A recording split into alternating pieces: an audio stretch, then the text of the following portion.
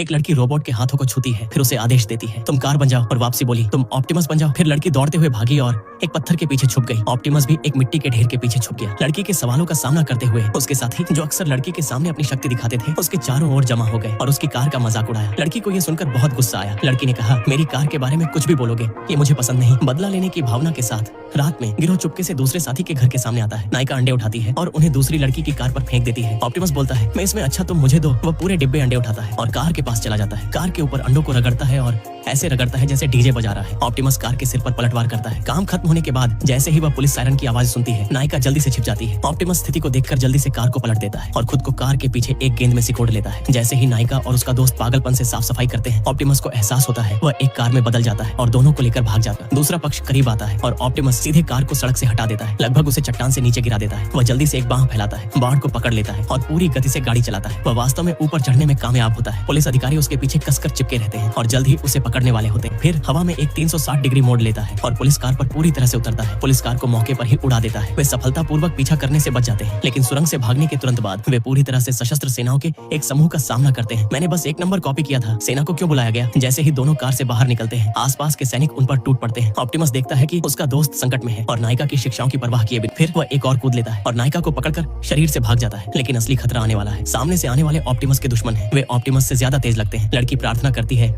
कि दूसरा पक्ष अच्छा होगा, लेकिन दूसरा पक्ष कोई परवाह नहीं करता है। नायिका को पकड़ता है और भाग जाता है। ऑप्टिमस जल्दी से बदल जाता है और एक धमाके के साथ, शुक्र है कि ऑप्टिमस की सुरक्षा थी, लेकिन विस्फोट की लहर ने अभी भी लड़की को बाहर फेंक दिया। दो छोटे बदमाश आगे आते हैं और ऑप्टिमस के बड़े मुंह पर एक एक करके काटते हैं, उसे नीचे खींचते हैं। वे सीधे ऑप्टिमस से बात करते हैं। इस बार ऑप्टिमस भी थोड़ी मदद के लिए सोचता है। ये सिर्फ एक सुपर विशाल ग्रे फीमेल है जो ऑप्टिमस के दोपहर के भोजन के लिए स्क्रू चेन बनाती है। जैसे ही लड़की ऑप्टिमस के पास दौड़ती है, ऑप्टिमस को बिजली का झटका लगता है। पता चला कि पीछे की सेना पहले ही यहाँ घात लगाए बैठी थी। ऑप्टिमस हिंसक रूप से हिलना शुरू कर देता है। लड़की ऑप्टिमस को बचाने के लिए आगे बढ़ना चाहती है, लेकिन तेज बिजली का झटका दोनों को बेहोश कर देता है। जब ऑप्टिमस फिर से उठता है तो वह पाता है कि उसे दूसरे रोबोट द्वारा कार्यालय में लटका दिया गया है। हांग बाहू ऑप्टिमस को धमकाता है, उससे पूछता है कि उसका प्रभारी ऑप्टिमस प्राइम कहाँ है। ऑप्टिमस अपने टीम के साथियों को धोखा देना नहीं चाहता है। लैन बाहू ऑप्टिमस को बिल्कुल नहीं पहचानता है। वह अपनी पूरी ताकत लगाता है। ऑप्टिमस जॉन फेंग टीम को उजागर करता है और सीधे ऑप्टिमस को गर्मजोशी से जमीन पर दबा देता है। अंत में लैन बाहू को पता चलता है कि ऑप्टिमस पहले से ही अजेय रूप से पिटाई कर रहा है। तब से ऑप्टिमस धीरे धीरे ऊपर चढ़ता है, लेकिन अप्रत्याशित रूप से ऑप्टिमस प्राइम के लेजर प्रोजेक्शन को ट्रिगर करता है। उन्हें पता चला